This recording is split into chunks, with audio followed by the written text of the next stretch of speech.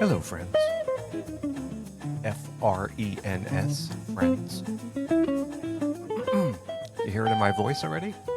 Do you hear the pollen in my voice? I guess it's officially spring when your car is covered with pollen, feel tired all the time, and then your voice feels very deep and throat clogged. I guess I'm going to be living like this for the next 6 weeks until nature runs its course and I can get back to living a normal life. Until then, it's Claritin, Claritin, Claritin. Brought to you from the people who make Claritin. Oh boy. Yeah, I can feel it in my voice, but I'm okay with it. So hi, good afternoon. Thanks for stopping by. My name is Michael. I am a women's photographer from New Jersey. You happen to stumble across our little show where we talk about women's photography. Each and every week we answer a question because it's a little rough out there. It's not as straightforward as you may think. And we're here to give people information to make smart choices when choosing their women's photographer. And if you've been listening to the show for any period of time, you know it's a mess. It's not simple. And we want people to have a great time, a fun experience, listen to my voice crack from the pollen, and walk away, looking back and saying, yeah, I'm glad I did that. That turned out really well. And you'd think it would be as simple as clicking and picking your photographer on Google, but it's anything but. How can he possibly know anything about women's photography? He's a man. He's a man. Well, this man has probably had more success in the field of women's photography than 99% of the people out there, so I know a thing or two. I've worked with hundreds and hundreds of women through my career. I've seen it all. I've done it all. I've coughed it all. But we'll make it through this episode today. So just did my shopping, running around. Got back home, figured a good time to record this episode. So we'll be here chatting for maybe, half an hour or so. We got a good topic today. And then I'm off to, I think I'm going to make chili for dinner. So I think I'm going to start getting my chili ready, cleaning up around the house a little bit. I got to make a few phone calls. I'm kind of in the middle of trying to buy a new house. So I'm in this whole process of that. I got some business to do, taking care of that. So my days, pretty busy, but we got time. We got time to squeeze this all in. So go grab your favorite beverage. I think I'm drinking Spindrift today. Hopefully it keeps my throat clear for the next half hour or so without me choking and gasping with the pollen. And we'll have a little chat. And this week's episode really let me stop myself there. Because now we have to create this announcement. Like any photographers listening, just hit the back button. This show isn't for you. Just hit the back button. Go find your favorite get-rich-quick photography podcast because this is not it. This is not for you. We'll give you a minute to leave. Waiting for you to leave. Okay, they're gone. So, as I was saying, this show this week came about a little bit because I got an email, and that was probably about a month ago, a couple of weeks ago, from someone asking me about, this topic. And so we exchanged a few emails about it. And I thought, I'll do an episode about this. That would be a good idea. People seem to be interested in this topic. And as you saw, our question this week is, would you say there's a cult mentality behind boudoir photography? And if so, what do I need to know about this? So I got the question from this listener, and so we're going to do a little bit of an episode about this today. And but before we get into this, if you haven't already, you could skip one episode back after you're done listening to this episode. And last week's episode was, do women ever regret doing a boudoir shoot? So there was a lot of good information in that show. But we're keeping it simple, keeping it just honest here. And the funny thing is how recently, I don't want to say which episode, but one of these episodes, for whatever reason, just blasted off in listeners. I don't want to say which one it is because I don't want to bias how people are finding or listening to these episodes. But for whatever, it must have got sucked up in the the Spotify algorithm for some reason. I don't know. And it just went like, the amount of listens to that is like 5, 6, 7 times more than any of these other episodes. And I was like, what happened? They don't give you a great explanation why, but people are listening. So if you're new here, just want to say welcome to the show. If you're a regular listener, I want to say welcome back. Just a simple little show. Really, the intention was for me to get some information to women because I was sick and tired of hearing these horror stories of the bad experience that women have had trying to get a simple boudoir session done because everything is a mess.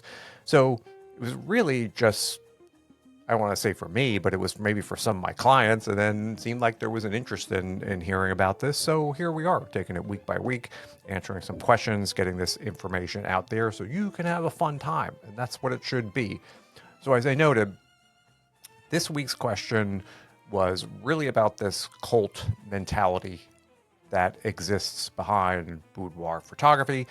And this is not about bashing boudoir photography. This is really just about creating awareness for women about the universe of boudoir photography, which is a weird place, and to keep you from getting in situations they don't suspect, or walking into a studio and getting treated in a manner they don't expect. And the interesting thing, and we'll get into this, is by even talking about this and shedding light on this, these culty, they attack. And we'll get into that in a moment. They attack me. And so I'm going to explain this kind of the best I can. I made a few notes for this because there's really a lot to get into. So if I forget anything, I'm sorry. I'm going to try to stumble my way through this and how this all came about to the best that I can recall or I can understand, because it doesn't make a lot of sense. But for people who are interested in how boudoir photography turned into this mess, it doesn't need to be like this. And I think we're kind of getting away from this kind of a little bit, but there's still, like I said, so many of these culty photographers out there, and women wind up walking through these doors not knowing what they're getting themselves into, and it turns out to be not the best experience for them. So I figure put all this information out there. You can listen to the show, make up your own mind, take this information, look for these key things we'll talk about in what the photographer says or on their websites. And if you don't really want to get in and feel you need therapy, then this is someone you may not want to visit for your session. So when did this all happen? Well, before I get into that, what I want to talk about is, and this is something that, you don't hear too much about, is that what boudoir photography or what women's photography is supposed to be. And it's not really any more complicated than boudoir photography is supposed to be fun.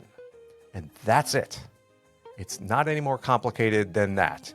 It's a cute gift. It's a fun gift. It's a flirty gift. You have a few laughs. You're rolling around in your underwear. It's a little sassy. We want to make the women look cute. You feel great after your session. It's about some confidence. That's it. That's as simple as it gets. That's what boudoir photography is. And this culty belief, this kind of metastasized in the boudoir photographer community over the past decade, and it just grew to ruin this simple, cute, fun activity for women. And, boudoir photography isn't about healing, fixing mental health crises. You were there creating fun memories. Clients came in for the creativity of it. They want to look good, a feel-good experience, and typically to give their husband a cute anniversary gift. It's not any more complicated than that. And what happened was this metastasization took over, and it just twisted and turned, and it became about the photographers and not about the clients. and turned everything into a mess. They just pushed so many women away from the experience because they did not want to get involved. The other women who didn't do their research and walked into these situations were like, what the heck was that all about? So I wasn't looking for a counselor. And they really kind of just alienated a big percentage of their clients. And I think it's coming to an end, but there's still a lot of these narrative photographers out there. So this is what we're going to chat about. A little bit of a serious topic today. And then, once in a while, someone will say, like, when did this really start? And when I got into doing photography, that's all it was. It was a cute gift. Brides were coming up to me. I want a cute wedding gift. I was bringing them into my house. We were doing these sessions, and it spread from one to another to another. It was all about fun, and somehow that just kind of grew and grew and grew. And the women were having a great time. We were Christmas gifts and wedding presents and anniversary gifts, and that's kind of what it was. And that's what it should be. That's what boudoir photography is about. The photographers should pride themselves really on becoming great women's photographers, becoming technically excellent, guiding the women through these experiences, creating beautiful looking boudoir photos. And it all is quite that simple. And in the end, as I noted, the women see their photos. They're like, that was great. He's going to love this. I had a good time. Thanks for that experience. They give the gift. Everybody's happy. And then sort of life moves on, and at its core, boudoir photography is a very, very simple process. And that's really what it's all about. And it's hard for me to say when this shift started. But, what happened was the photography wasn't enough. It just wasn't enough anymore. And I'm going to say 2012, 2013, around that, easily a decade ago, you started to see this little bit of a shift. And it kind of, like I said, snuck in. It wasn't this big, whole thing about trauma at first, but boudoir photography has had its rises in popularity, and it goes down. And right now we're on one of these down because economically everything's like been going down for 3 or 4 years. So you don't have this whole wave of people coming in. But there have been times where suddenly there was this rapid growth. Photographers were springing out of God knows where, popping up. And then, they go down because, as we always talk about, photography is one of those businesses where there's a very low barrier to entry, but there's a very high barrier to success. So there's a heck of a lot of people out there who have no idea what they're doing. And again, the women get, mixed up with these photographers, and things don't go so great for them. But it was during one of these great kind of booms. I'm going to say it was around 2012 or 2013. And what you started to hear a little bit about just murmuring in the background of photography, you started to hear this talk about insecurities. And you would hear, well, we can, you're not like your tummy so much. You don't like this so much. We can fix it. I can fix it. So don't worry about that. Now, see, I'm all about photography being inclusive because I think it should be for everybody, right? And everybody has a good time doing this. And what originally started, I think, as more of a marketing message about, this isn't just for people of a certain type. Everybody can come in and have a good time doing this photography. I'm all for it, and that's a great message. But what happened was slowly it became not about the clients. It became more about this group of photographers not being satisfied enough with being a photographer. They needed more. And what's ignited this spark, or what caused this division or the split in like sort of the timeline of photography, that I'm not sure. But what you started to see around 2012, 2013-ish, maybe even a little bit after, maybe a little bit before, was this sprinkling of this talk of insecurities. Fixing insecurities and don't worry about this. And it started to become this little bit of talk of, maybe you're not perfect for the women. Again, it just, the whole vibe started to change, and it stopped, you saw this fun. And then, you know what? We understand you may not be happy with yourselves, and we can fix that as boudoir photography. And I think you started to see this little bit of a change from, this was the very, very beginning of like boudoir being about celebrating women, having a good time, talking about beauty. You just started to see this little bit of message creeping in there about how women were broken. Because that was, they don't come at you all at once. They just turn the water up a little bit at a time. But before you know it, you're in that boiling water. You don't realize it. They don't want to go full boil at first because you're going to hop out of the pot. So they just turn the water temperature up a little bit at a time. So before you know it, you're cooked. So you start hearing this little bit of talk about insecurities, very low, very quiet. Maybe you're a little broken, but we can fix that. And then from there, this message just started to become stronger and stronger and stronger in the marketing and the talk of these photographers. And again, I don't know what really caused this chain reaction. And I think really it wasn't any more complicated than, one photographer on one side of town started talking about how they were fixing these insecurities and don't worry about this and don't worry about that because I can make you better. Then, her competitor across town was like, well, if she's fixing people, I want to fix people too. And so she started talking about insecurities. And the other photographer on the other side of town, well, I'm not going to be the only one not like fixing people or healing insecurities. I'm going to heal that too. And then the photographers were like, you know what? I kind of like this, not just a photographer, there's so much more. If we can get this message out there that women are damaged and, they need us, that would be great for our business. So you started to see this creeping in 2012, 2013-ish. It was the very, very subtle beginnings of the healers and the fixers. And this message started to change from you are amazing as you are to you need to be fixed. And I can help you. I can help you. And that was the beginning of the slope of misery. And from there, that message just became more and more and more intense. And what happened was, and I can imagine, these photographers then were just not satisfied with insecurities. Why should we stop at insecurities when we could fix pain?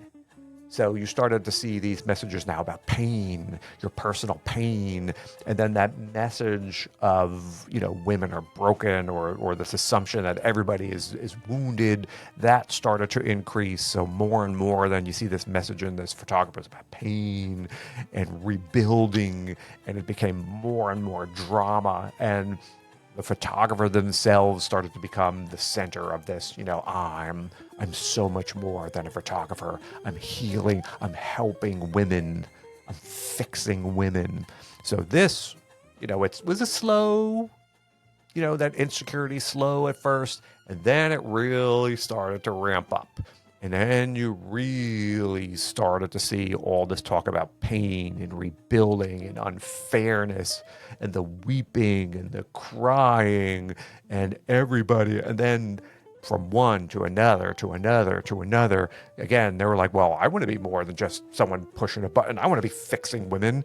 And so the whole, and again, I don't want to make it sound like this is each and every photographer out there, but it was an overwhelming number of them just all started to ramp up this message about fixing and healing, and everybody was broken.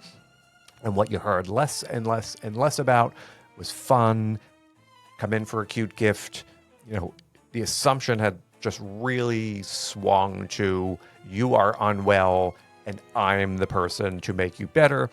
And as we often talk about, more often than not, this person claiming to be able to make you better was someone just a couple of weeks ago, they were in an MLM and that didn't quite work out for them. So they picked up a camera for the first time. And 3 weeks later, they had these magical healing powers just because they're calling themselves a women's photographer. This person really doesn't have any technical ability, business skills, anything else, but they were able to grab that camera. And now I'm a healer because women need me. And I can go to a party and tell my friends, I'm fixing women. I'm doing powerful work out there because women across America, they need me. It's so bad out there. The women cannot think for themselves. They're going to pieces. They can't even walk from one place to the other without falling down and crying. And I'm here to put them back together again. It was just this very weird obsession with healing, and the message really switched from this fun, gifty thing to everybody is broken, and then we're healing. These sessions become very heavy and uncomfortable. The messages are heavy and uncomfortable. And I always was chatting with, I remember, and I've used this before, a fellow photographer, and I think I may have even talked about this on a podcast I was on. I'm trying to remember when I was on with Andrew about, if you were to bring your child in to get like photos, Jane Doe child's photography. Sorry, Jane, if you're out there, and you walk in the door to Jane's studio, it's just you and your child, and then suddenly the photographer grabs your child and brings your kid over and goes, you know what, little Tommy, I know the world is rough.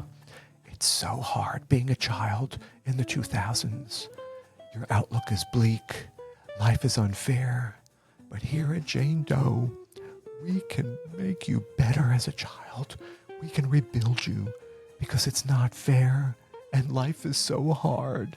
And the power of my photos will make you grow as a child. You'd probably grab that kid and run into that photography studio so fast. If anybody else in any kind of other photography started talking like that to a client, you'd be like, what in the world are you talking about? You must be like out of your mind.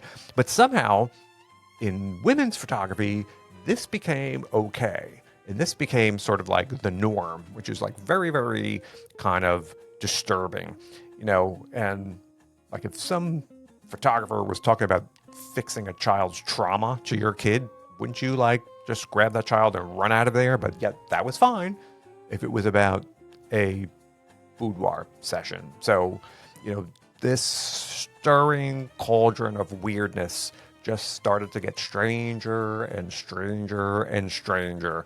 And then what happened on this slope of misery, then pain wasn't enough. And if we could fix pain, we're going to fix trauma. Trauma, because we know all women are traumatized. And we welcome them in to our studio. All these women with trauma, they're all out there. And it was just this weird assumption that all women are broken. All women are damaged. Everybody needed healing. Everybody needed fixing. And for some reason, it's not that you'd want to call up a mental health provider. You'd want to go to your boudoir photographer. Don't go to someone who's trained in this.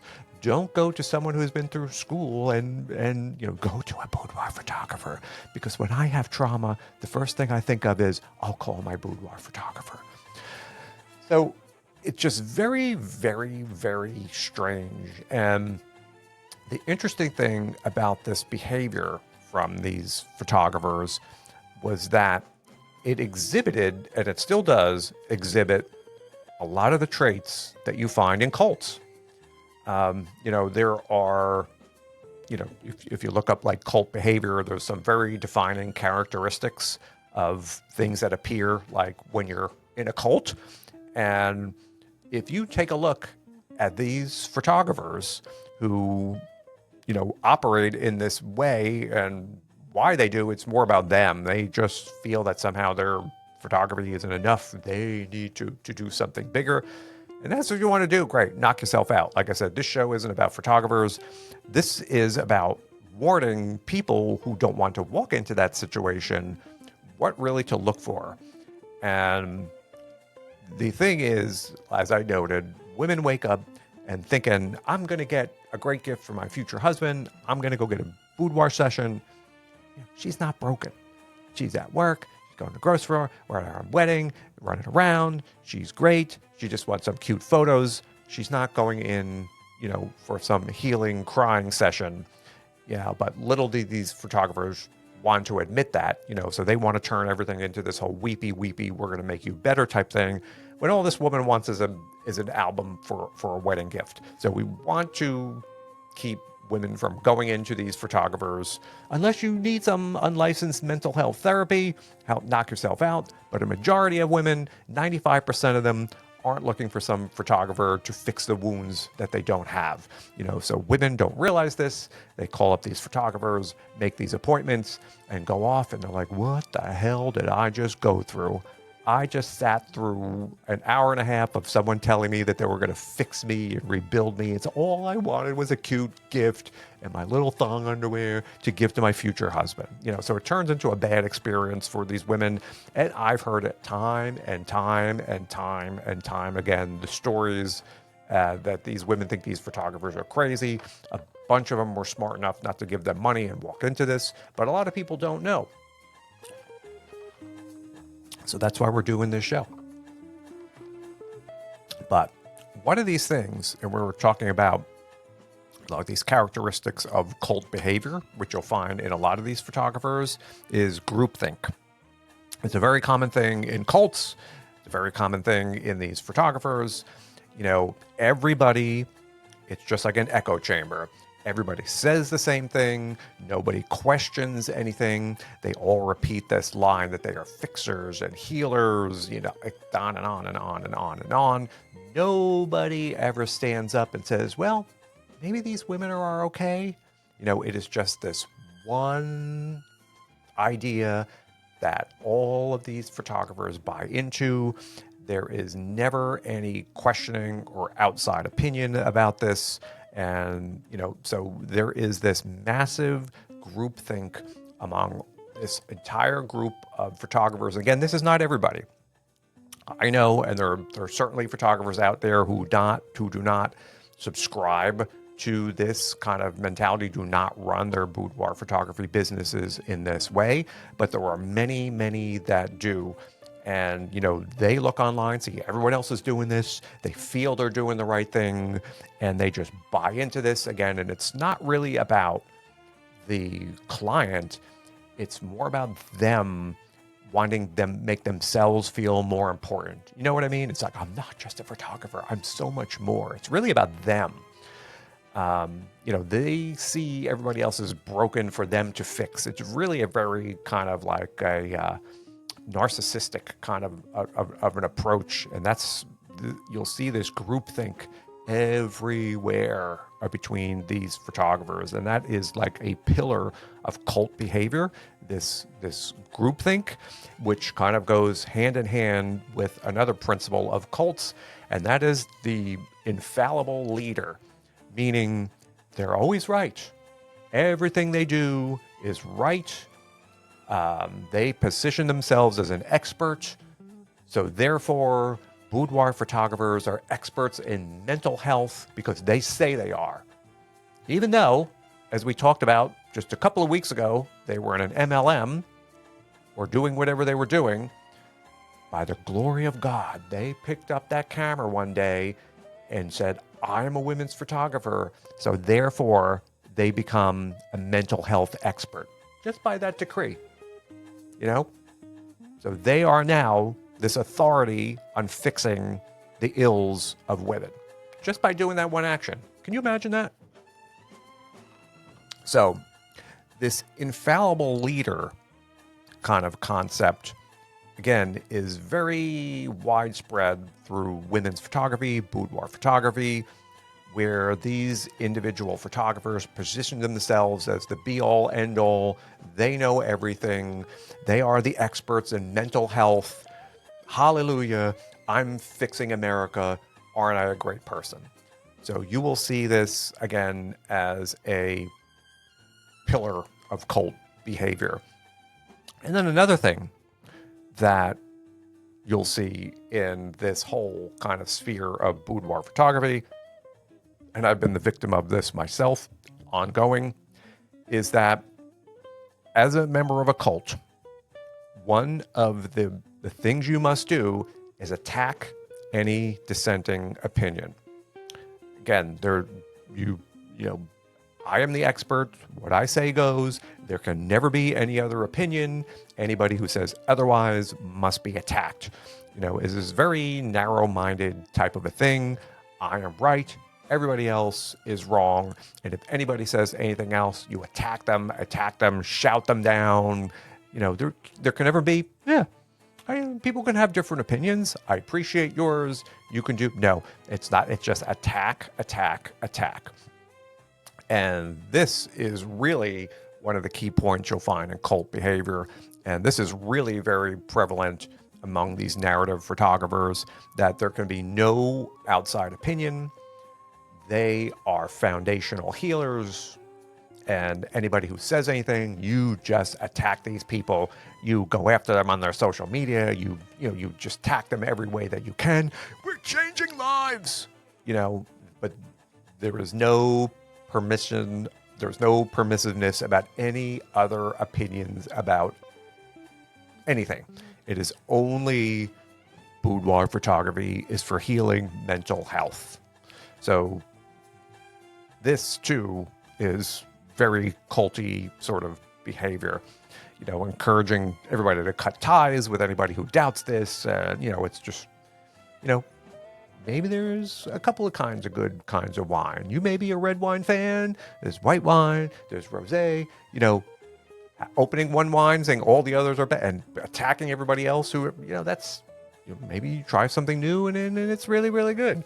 But no, you must attack at all costs. No one could try any other type of wine. If they do, they're a horrible person. How dare you say that? They must be put down. You have to cancel them. There's no other opinion but mine, because mine is the right opinion from the boudoir gods, and that's the end of that. So, a lot of that exists in boudoir photography as well. So in these group of photographers, there are many, many culty symptoms, or not symptoms, or like kind of points of like cult behavior. And so they all, reinforce this. Like I said, it's a big echo chamber. They all, yes, we're fixers, we're healing. Yes, we are. They all talk to each other, and it's all like, yes, this is, and they kind of created this froth. And throughout the past, decade or so, these photographers really, and probably unwittingly, kind of ruined a lot of boudoir photography with this message. And the thing is, they don't even realize it, again, because you're running a business, right? What's the point of running a business? You're trying to get clients, trying to get money. That's the whole point of creating a business, and then this has really become more about personal politics and, less like about a business. And what they don't realize in the process of doing this, and you don't see like a lot of big companies coming down on one side or other of any kind of political opinions. They stay very, very neutral. And as a business, you probably shouldn't come down and probably shouldn't be taking strong opinions one way or the other. I mean, because as you know, in this country, it's very evenly split. There's, I would say, 1/3 of the people don't care one way or the other. 1/2 is in the blue cult. The other half is in the red cult. So coming down strongly, you could be potentially isolating 2/3 of the people that may be your potential clients. You don't see someone like McDonald's going into McDonald's, life is unfair, and putting some kind of a political statement in their store, because they know it's going to cause problems, and that they don't want to mess up. They're about getting those people in there, serving those chicken nuggets. They don't want people to go, what the heck is McDonald's talking about? I'm not coming. I'm for this cult, or I'm for the blue cult, or I'm not coming back here. They just need that money coming in. So one thing you learn about to keep all this politics out, your own personal views or beliefs or anything out of your business. Because we want everybody to come in. We see one color, and that may be green as business owners, so a lot of this boils down to people injecting their own beliefs and personal politics into their business. And I guess if you are aware of what you're doing and you're like, I don't care, then hey, that's fine. But I think a lot of these people come down on the stands not really realizing what they're doing. And immediately that's a turnoff to a lot of people. I can't tell you again how many women I've seen have read this stuff on this website. And it's like, this for real?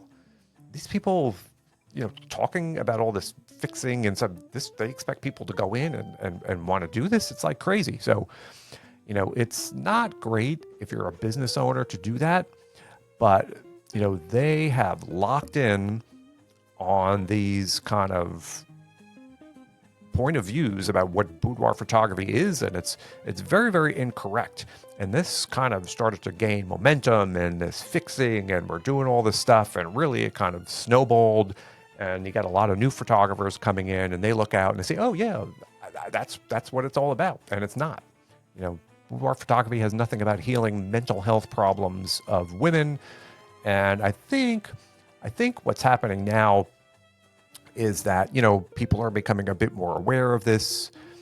Women are a bit more vigilant when they're going out and selecting photographers or reading a bit more. I think the word has gone out, like, oh, I'm not going in there. I don't want some woman like trying to fix me. All I want is my anniversary present. And so they're a little bit more vigilant about this. And I think that has sort of run its course. And I mean, and what boudoir photography really has to get back to, technical excellence, photographers who are really, really invested in creating beautiful photos, putting in that effort. It's not easy learning how to do that, creating a great client experience. And those two things make for beautiful photos and a lot of business, and that's really what women's photography is about. And anybody who's getting involved they just need to focus on making cute pictures. They don't really need to involve any politics in this. I mean, boudoir is uplifting. It's very invigorating for the women. It is empowering, like I said, but it's not about fixing anything or anybody. You can leave that stuff out and not miss a beat as long as you're a good photographer. And with these narrative generation photographers too, all of this photography, really technical part of it, took more of a back seat. And really it became more about this healing, became the central core of their focus. It wasn't the photography was secondary, fixing the broken women of America became more front and center. And, that's, you don't need to do that, and clients want to show up expecting a fun session, and instead they can be bombarded with this unsolicited mental health advice, and these sessions, and I've heard it can go sideways very, very fast when somebody assumes everybody is broken and they're unqualified and suddenly start to want to treat somebody and healing something or fixing somebody.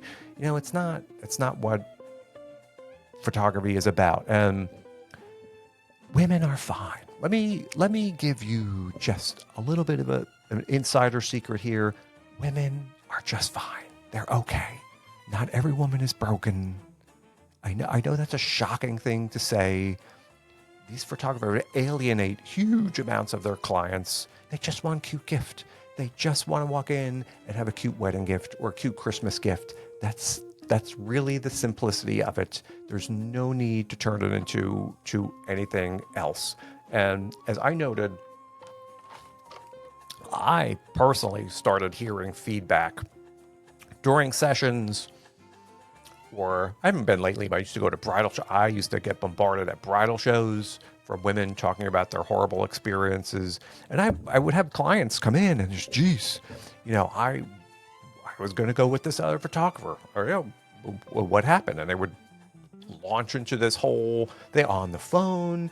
this woman started talking about how, she was going to fix me and how we were going to cry together and we were going to build me back. And I was like, I just wanted to do a cute boudoir session, so I can't even tell you how many times I've heard these stories, along with all the bad experience stories, not just about that, but women going into new photographers who had no idea what they're doing and the horrors that they went through, bad results and everything else, so it's such a mess out there. And the bottom line is women just want a cute gift. So it's very, very important. And we always talk about this. And hey, if you're that 2 in 100 women who want a little boudoir with your mental health advice, knock yourself out. Go out and see one of these narrative photographers. But for the majority of women, what you really have to do is be very, very vigilant and read those websites. If you start to see a lot of talk about that, about life is unfair, this whole thing, and you're just thinking, my husband, it would be fun to get him an anniversary gift. I'm a little nervous. I don't know about this, but we've been together for 15 years. I thought this would spark everything going on. Just be very, very careful about, the copy that's on these websites. And if you start seeing a lot of text like that, odds are that's a narrative photographer, and they're more interested in seeing you as someone who's broken than someone looking for a gift. And as we always say, it's probably not going to be the best experience for you. So you have to be a bit vigilant when you're out there and ask a lot of questions. Call up the photographer again. And if you start hearing a lot of talk about this, it may not be the person for you, and it's not so simple. You may have to go through a couple photographers to find someone that was like, yeah, she talked about fun. I like fun. She talked about making a cute gift. I like cute gifts. This may be the person I need to work with. And then you'll go, wow, that was a lot of fun. And you'll walk out on air having a great time. You'll feel good about yourself. And, unfortunately, that's a minority over the past decade or so, where it was getting tougher and tougher. And there was, all these women walking into photographers and walking out going, what the hell did I just go through? But like I noted, I think there's been a cleansing, and I think the tide is turning.